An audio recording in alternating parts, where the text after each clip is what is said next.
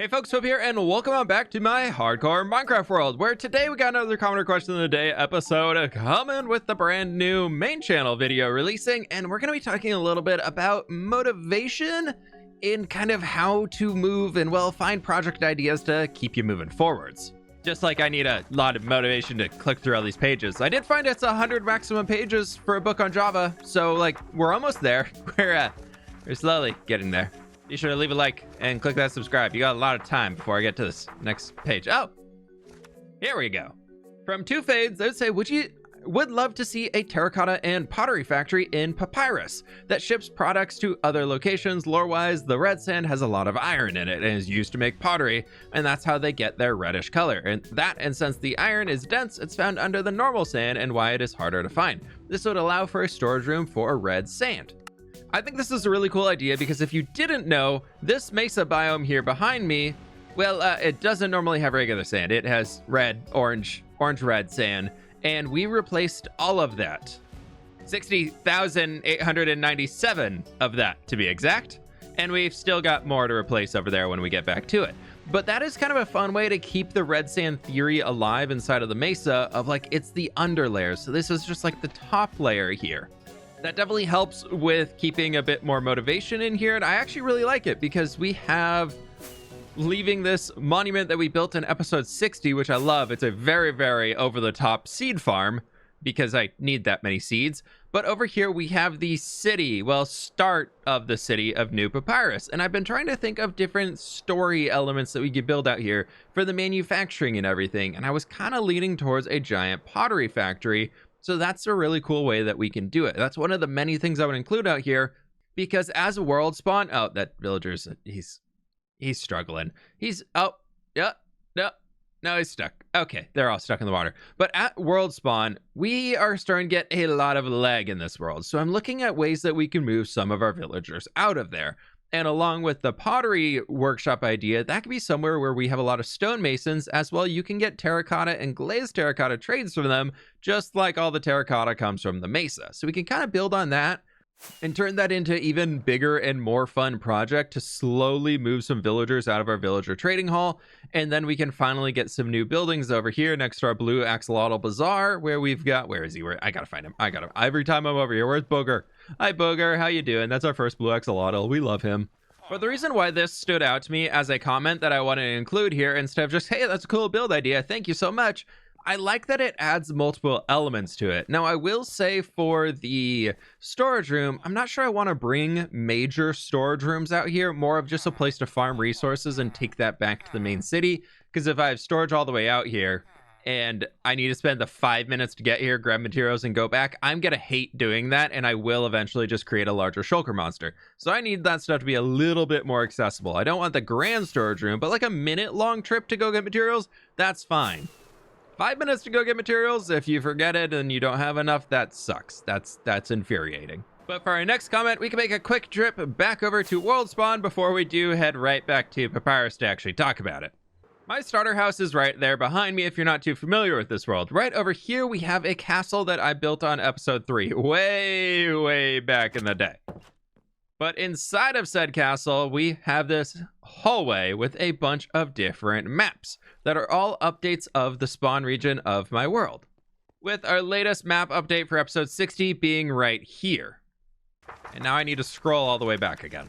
As Zachary is asking, should make a different wing in the map room for different regions. Then you can start tracking the progress of other towns you make, like the desert town of New Papyrus. So I absolutely love this, being able to see the evolution of everything of like, this is here right now that we have it. And if we fly back to the start of the start of it all, you can see we've changed a lot of things. This is only my starter house and our mine entrance right here, and a plot of trees I was using to chop things. The castle we're standing in right now doesn't even exist.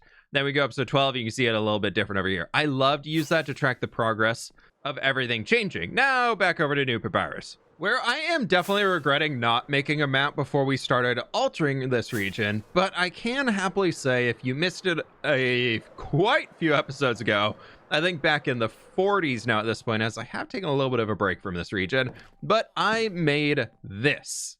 A full-on map wall that is 7 blocks wide by 6 tall right now, and it does need to be updated and include our, it's right over there, the monument, the seed farm.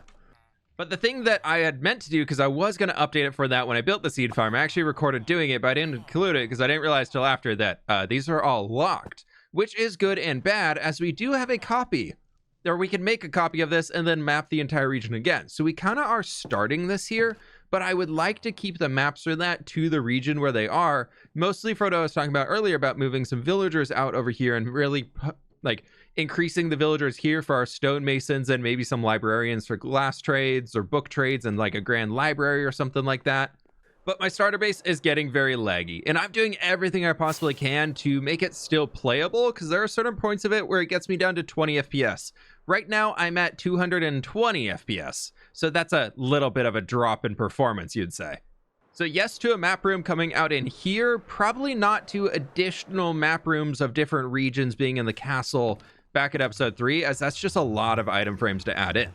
But I will say, one of the things that motivates me the most in this game is being able to look at the progress that I've done and be like, oh wow, I've done all of that. I love this. So most definitely that means, ow, no, nobody saw that. Absolutely nobody saw that. Terrible turn.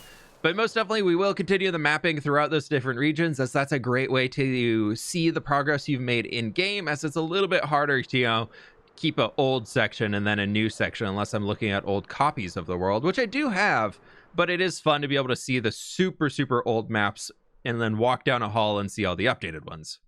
Next question coming in from user who got the rest of their name deleted. Hey fWhip, how do you stay engaged in the warily game? I'm assuming they meant early game, especially when you see insanely large projects online. Does it affect your motivation? I am guilty of being one of the insanely large projects online person. I do not apologize, but I understand that I am also part of the problem, but I like my big builds. Now, the early game, though, for me, I love that, because a reset forces me to really slow down and restart, and I don't do that often. For me, this world has been going on for nearly 3 entire years IRL. We are currently sitting on day 6,553. Somebody recently told me that when we hit 6,571, that means my Minecraft avatar in this world is 18 years old. That's kind of nuts. That's kind of nuts, but it's kind of cool too. Early game, I think the biggest killer of motivation is comparing yourselves to people who are doing things online. When you look at YouTubers like myself, I'll just be very real. This is my full-time job. I play Minecraft for more than 30 hours a week, and it's what pays the bills and allows me to do other things in my life. I'm very fortunate and so excited that this is my job, as I can really spend the time and energy to dive in as much as I want fully headfirst into this game. But if you are in school, you're in college, or you are working a different job, or even, I don't know, you're playing after school sports or something that are taking up different hours in your day, you physically do not have the time to compete with me. Like, there is no way you can play as much Minecraft as I can when it is literally my job to log into this world and build and produce things here. So comparing yourself to how much I can make here it's a losing battle. It's really just instantly a losing battle. The same way that I can compare myself to some people who stream hardcore Minecraft over on Twitch.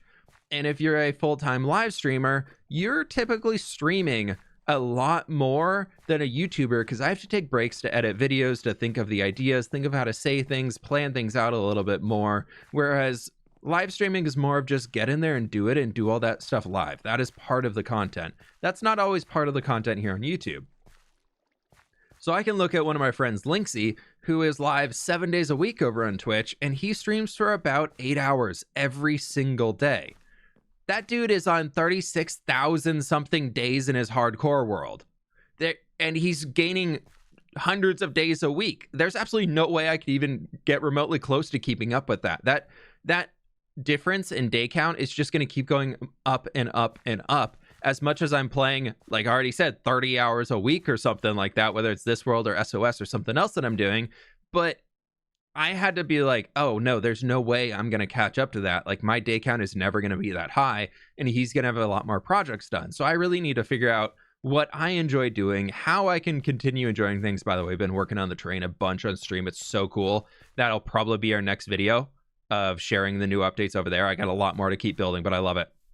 Random tangent about terrain inside. Let's go actually look at the builds that came out in this video, because we haven't really done that yet. But I think a big thing for keeping motivation is setting your expectations to something that is reasonable and something that becomes achievable. Of how much time do you actually want to play in this game? How much do you want to actually do in this game? Do you actually want to make a mega base, or do you just want to live out of a hobbit hole and enjoy a little garden and go collect blocks and fill out a storage room? And is that your full enjoyable Minecraft experience? If so, that's fantastic, because that sounds a heck of a lot easier than building a bunch of massive things all the time. But you know, you do you. And I'll just keep building things, because this is the part that I love. As frustrating it is at times, this is what I love to do in this game, is build and create and just make things. And a big thing about watching videos online and seeing all those come together, I don't even know what the video length is for this. I'm still waiting to get the final draft back before I upload it. I'm trying to get a little ahead because I have a friend coming and staying with us at our house for a week, so I'm probably not going to be able to be recording so much, as I haven't seen them for a long time and I want to spend some time with them. But regardless, you will see this in probably about a 40, maybe 45-minute video. Probably like mid-30s to upper 40s would be my guess for how all this stuff comes together. What you don't see is this took me 9 days IRL to make it.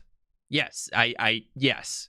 It took me 2 days to take all the time to build out all these structures, plan all them, get them to where I wanted it to be, and then refine it, get my material list ready to go and all that stuff to something that I want to do in here.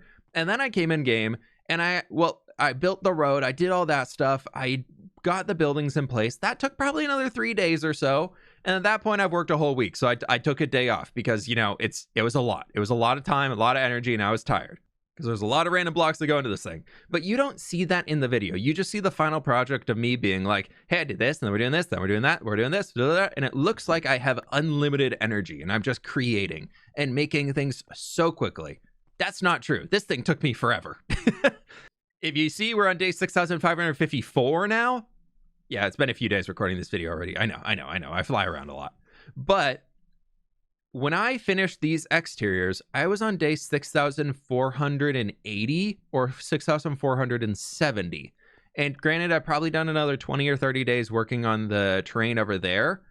But just to decorate the interiors of these builds, which I'm so happy with. I love how these turned out. I'm so happy I took the time to do it. But you also have to know that this took almost 40 or 50 days in game. And that's including going into another world to plan them out a little bit better and get an idea of what I actually want to use and do with the space.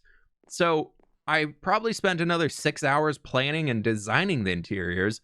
And then I already knew what I wanted to do. And I came in game and then I had to gather all the materials that I knew what I needed to gather. And then actually putting them in here and building this stuff out in all of these decorated spaces. That was still nearly 40 days in game, which comes out to like 9 or 10 hours. So you got to remember that that took the rest of the time to do that, get all of these different things in place. And what I'm trying to say here is that comparing yourself to people online, whether it's Minecraft building, whether it's Instagram models, lifestyle influencers that are at the gym flexing their muscles about how cool and buff they are and all that stuff, it's so fake. It is so absolutely fake, as it is designed to be media to get you interested in it. And I will admit that, like, what you see in my final video is not the final product of me going through all this. It is to make an entertaining video that you're going to enjoy watching, and that's a big part of it. And the essence of that also means it's a video that you're going to be like, wow, he made all that stuff coming through, because I can come back in and purposely edit out all the different points that I struggled. Sorry if you hear a dog collar clicking in the background. Nova's hanging out in my office with me. She's being absolutely adorable. So yeah, anyways, that's all I want to say is if you're comparing yourself to people online, no matter the category that you're in, no matter what it is, you're not going to end up very happy in the end. You got to compare yourself to what your own personal goals are that you set for yourself and how you want to move those forward. That's the most important point. Are you hitting the expectations that you actually set for yourself? Not the expectations that some random person on the internet set for themselves, or that they're saying you should set for yourself. No. That's all wrong. That's all fake. Don't listen to that. Do what you want to do. Figure out what you actually care about doing. And if it is building those big things, that kind of ties into our next comment right here. I just got to go 81 pages. This one's coming in from Assassin. 0827. Any tips on how to keep motivation and momentum going when you're doing these amazing but massive projects? So we've already decided on our own personal project. We're not letting anybody else pick our project or tell us what we should do. We've decided, you know what? This is the thing that I want to make. I want to make this giant medieval city because I love video games that have just massive medieval worlds you can explore. I absolutely love looking around those, and I love looking around them in Minecraft especially. I'm gonna come over here for a good viewing point from the mountain. I think we can see everything. But I love this. I want to build this. I want to fill this out. I've got to fill in all my buildings over there. I've already made all these things, blah, blah, blah, blah, blah. I spent well over 1,200 days on this project now. And how do I stay motivated? How have I even worked on it for this long? Well, the simple answer is that building a big city like this, I can divide up everything into a single project. I have a house or a warehouse. I have a blacksmith. I have a carpenter's house with other houses attached to it. We have our pottery factory up here. We have our copper factory. They're all different, unique little elements that have their own entire build behind them. A big thing that I did for this project was I started researching. Well, I actually made this list many, many years ago when I first fell in love with building medieval cities and found this list of, I went on all these D&D websites where people are crafting D&D campaigns. And I found these few people that were trying to make fully medieval accurate worlds for their dungeon. The dungeon master was trying to create a world for their friends to play through in this D&D campaign that they were creating. And well, they assembled this list of all of these different professions that exist inside of the medieval world, like back in the day, that were realistic, accurate, and they actually included percentages of how common they were inside of a city for what they could find online when researching through different medias and things like different wiki pages and whatnot that they could find, or even going back and, I don't know, reading books. Spooky. But they went through and did all this research and found these lists of professions. And so when I'm looking for something to build, when I don't really know what to make, I go back to there and I'm like, all right, I need to focus. I need to pick one building that's going to occupy this space. What should I put in there? And I just kind of scroll through the list and find something that I want. And I was like, you know what? Let's put an inn here. That makes sense. We don't have one in this part of the city, so maybe that'll be added in here. But the way that I stay motivated and keep my momentum going is I don't focus on, oh my God, I have this entire city to build. God, look at all this blank space that's filled in. This is terrible. I have all this stuff to do. I instead focus on, okay, I have all this blank space to do. What's one building I can put in here to fill in a little portion of it? Focus on the smaller details. Break the massive project you're doing up into like 1 million different pieces. Okay, maybe 1 million's daunting.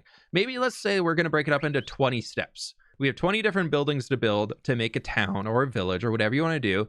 And each one of those houses, lay them all out down on the ground with like an outline of this rough space it's going to occupy.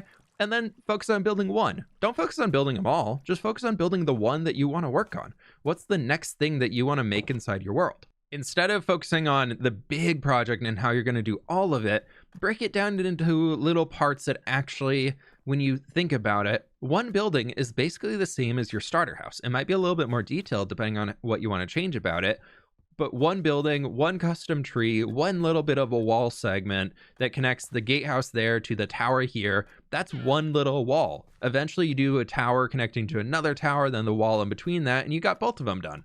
Don't just focus on being like, God, I have all of this stuff left to do. I find the second I do that, I get really terrified, and then I don't really want to finish projects. Now, that's easy to say when we're talking about a village or a town or something in there, because those are easily made into smaller pieces. But how do we do that when we're talking about something like this giant world tree that I've made here? Well, for this, we can first start off by saying, this is my second round of doing it. We built the trunk and we built a small, you can kind of see those shorter roots or branches coming in there. That was the first round, and that tapped my motivation. I was done. I could not continue, and I needed to stop, and that was enough to publish the episode and say I built a world tree. But the way I first focused on it, if you go back and watch that video, is we built this entire trunk. We got all that done. We came back in and we textured the trunk. We got that fully A-okayed, and that got to a point where I was like, you know what? This looks good. This is actually finished. If I wanted to just say there's a trunk of a world tree up here. Stage 1 of the project actually done. There's nothing else that I need to change. And then I kind of started the upper section of the trunk and started working on that, roughly figuring that out. And I think we did the branches, but I focused on the main trunk structure itself. And I was like, cool, this is all I care about getting done. Then we can worry about the rest. And then I think we installed the glass in the middle to connect them because I wanted that fantasy element when I was really designing it. This is very much inspired by God of War, when you're in that like old dwarven forge thing that lets you go between the different realms. They have a very shattered world tree in the middle of it that I just loved, and that's where I got the shattered idea for this one. But then we focused on that. And then from there, I started focusing on getting some branches built out. Again, this is just one massive structure here, but there's all different elements that are adding up to completing it. And what you need to do to stay motivated, or at least for what works for me, is focus on the one step ahead of you and then worry about when you complete that, what comes next. You don't need to be focusing on, man, this whole tree isn't finished, just kind of working towards getting it. Any block you place is progress towards finishing it. And that's getting you closer and closer to this goal that you have. Hey, this whole thing's going to be wrapped up soon. Maybe not soon, but the whole thing is getting closer to be wrapping up with every few stacks of blocks that you place, every little bit there, every stack of leaf that you gather up that you can place back up here. That's all progress. And it's things that you can slowly work towards as you're going and as you're developing up the world around you.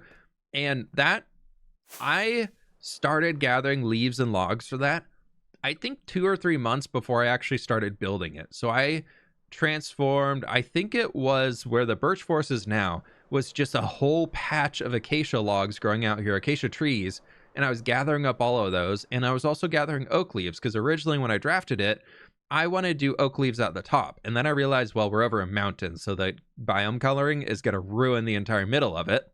So then I trashed the like 10,000 oak leaves that I gathered and put them into storage. And then I moved to gathering azalea leaves so that we didn't get the color changing effect on it. So that was a wee bit sad, but overall it was better in the end. But I started gathering materials months in advance before I actually started thinking about how to do the video and even starting to focus on what the final product's going to look like. I was just like, I know I want to do this eventually, but I'm not ready to do it now. But I do know I have a little free time that I'm doing outside of things, so why don't we just start gathering up some materials? I'm doing the same thing for the mountain range that we have going on right now. I'm just gathering a bunch of materials when I'm not really wanting to record or make a video. I'm just kind of working on that slowly, picking away parts of it a little bit here and there. And that is the thing that I think helps me the most in keeping my motivation, is just that slow grind of a little bit and knowing that that's going to help me get to the final project that's gonna finish it. And if I don't finish it, that's also a-okay with me, because maybe I'll come back to it later on in the future. Because as long as we're still alive in this world, granted it's hardcore, so it's a little bit different, but as long as we're still in this world, we can always go back and touch on different projects. Like I could come back in here and be like, you know what? I want to add in a few of the new types of birch tree that I've designed that don't have these single points to them, but they have the much more rounded top. And maybe that's something that we want to do later on. So to summarize, I'd say break things up into little parts. Give yourself a project that you actually want to do, not a project that you feel like you should do, because there's nothing that you absolutely need to do in Minecraft. You can do it whenever you want, and when you start picking those bigger projects, they're going to create little smaller projects on the side that are going to make doing the bigger project a little bit easier. Maybe it's a redstone farm or a guardian farm you can make so you can get access to prismarine blocks to build better, and then, or to build the thing that you actually want to make. And then that takes you away from the big project, gives you a break on it. You do another smaller side project, and you slowly just build up this world around you of just create some crazy end goal that you want to go for, and then make smaller steps on how to get there. As that will lead to some smaller projects like this entire village transformation we did here. I did because we are in a flower forest biome, and I wanted to make auto farms to get tulips, and then we could get the dyes that come from the tulips. So over here is where all of those farms are, and then that village was right there, and I was like, I've been working in the area, I've been looking at this a bunch. I'm going to take a break from everything else I was doing, and I'm just going to transform this little village, because why? It sounds more fun than the other things I have going on, and who cares if I'm not making progress on the big thing? I'll get back to it when I want to. Hope that helps. Hope that gives you a little bit more inspiration, motivation, whatever you need to get moving forwards and all those things, and hopefully you found some useful tips in that. But that's going to do it today, my friends, as I've been rambling on this one for about 15 minutes now on the last comment. Maybe last 2 comments. So I guess 15 and 15. There we go. We're good to go. Thank you all so very much for watching. Leave a like down below if you did enjoy. Subscribe to fWhiptwo if you're new, and I'll catch you on the flip side. Bye.